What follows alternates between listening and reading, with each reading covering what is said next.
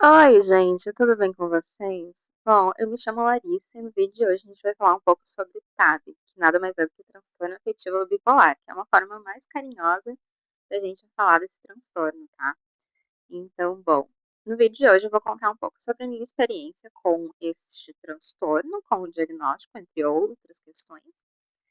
E, bom, eu dediquei uma parte desse vídeo a falar sobre e agora, né? Tipo, o que a gente faz depois que a gente tem esse diagnóstico, né? O que a gente pode fazer para conseguir lidar melhor e ter uma qualidade de vida superior, não é mesmo? Bom, então vamos lá, vamos para o vídeo. Tá, então a primeira parte que eu quero falar com vocês é um pouco sobre como eu recebi o diagnóstico. Então, ele aconteceu numa fase de vida que eu estava um pouquinho deprimida. Um pouquinho não, bastante. Já conto para vocês. Então, o que aconteceu? Eu passei por uma fase muito difícil no último emprego que eu tive, antes do emprego atual que eu estou. Então, o meu último emprego, eu era servidora pública, concursada, né? Mas eu comecei a ter alguns problemas de relacionamento no trabalho, com a direção, entre outras questões, assim, e eu já estava com muitos problemas em casa, né, na família. Então, poxa, daí a gente fica, nossa, mas se eu fico em casa, é horrível. E se eu vou pro trabalho, é horrível também. A gente fica, tipo, tá, então não tenho nenhum safe space, né? Não tenho nenhum espaço onde eu posso me sentir segura. E isso é completamente horrível, é perturbador. E então eu tava com esses problemas e eu decidi por sair do trabalho. O que foi uma decisão, assim, que eu me arrependo um pouco, mas naquele momento de caos, no calor do momento, sabe? Eu pensei, tá, eu vou sair. E eu saí. Então, depois de alguns meses em casa, eu fui ficando cada vez mais deprimida, porque eu notei que também era difícil ficar em casa, né? Claro, depende muito do lar, do lugar onde você se encontra, mas no meu caso, eu tava com bastante problemas de relacionamento em casa, não conseguia me alimentar direito, porque eu não tinha muito dinheiro também, né?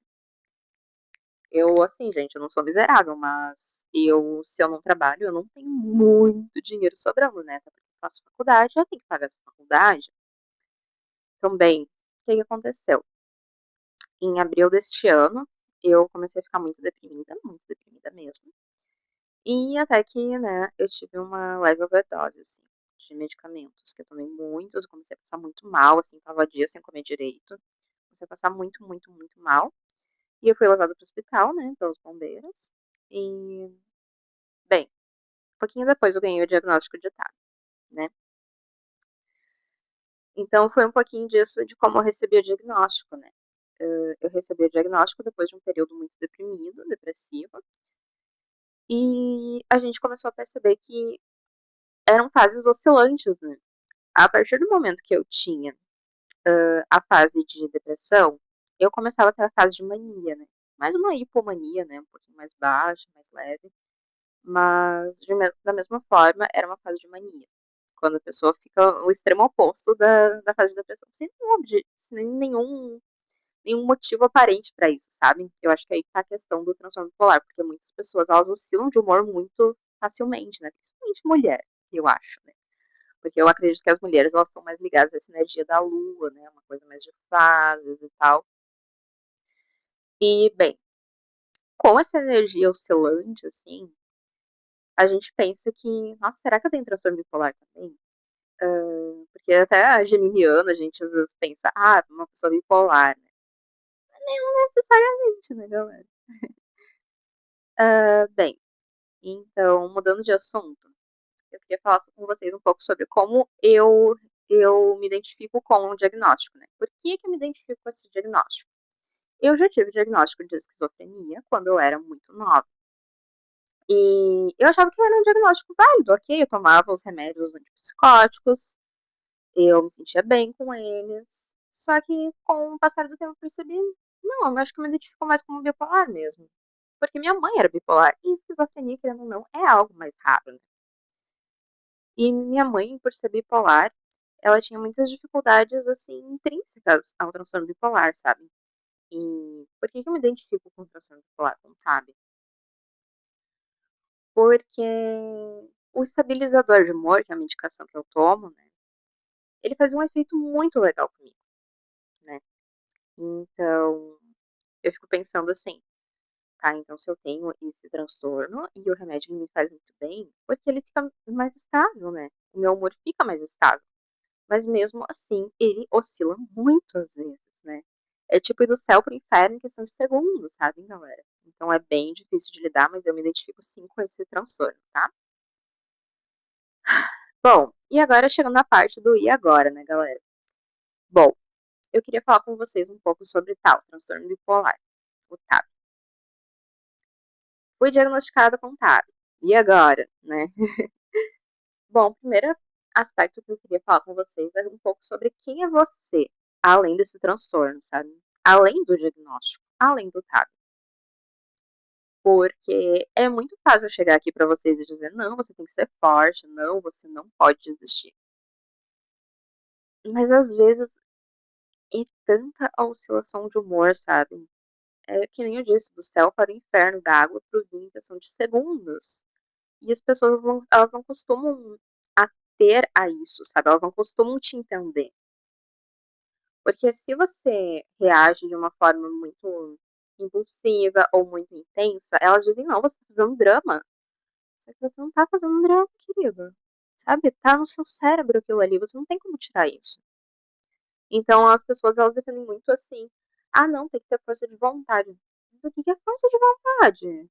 O que é força de vontade? É lutar contra algo que tá ali instaurado no seu cérebro, sabe? Pra te fazer se sentir mal. Então, ter força de vontade, tá? Uma coisa é ter força de vontade. Sei lá, se você teve um dia difícil no trabalho. Outra coisa é ter força de vontade quando tua glicemia tá em 400 e você tem diabetes, sabe? Não tem muito o que fazer. Ter força de vontade para baixar a glicemia é a mesma coisa com o TAB. Você vai ter força de vontade para parar de se sentir deprimido ou para parar de ter fases de mania. Não vai acontecer assim fácil, entendem? Porque é algo que precisa de uma medicação, algo externo para vir para dentro do seu corpo, tá? Então, esse aspecto eu considero muito importante, que é quem é você além do TAB.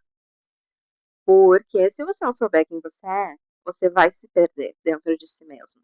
E isso é bem complexo, tá? Mas pode ser tema de um outro vídeo. Segundo aspecto, o que você faz? Bom, o que você faz em relação ao TAB?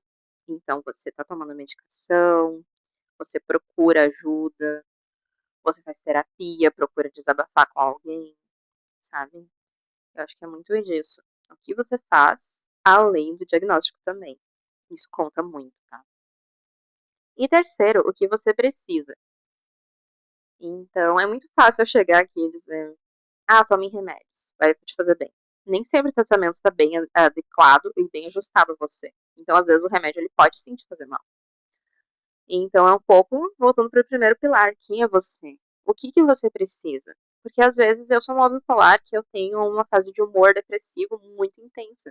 Enquanto você é um bipolar que tem uma fase de transtorno de humor da mania mais intensa também, né, galera?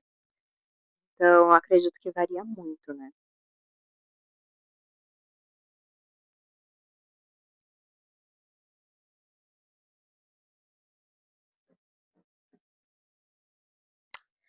Bom, então esse foi o vídeo de hoje. Eu queria conversar com vocês sobre esses aspectos e espero que tenham gostado e tenha ajudado vocês de alguma forma, tá? Beijo, tchau.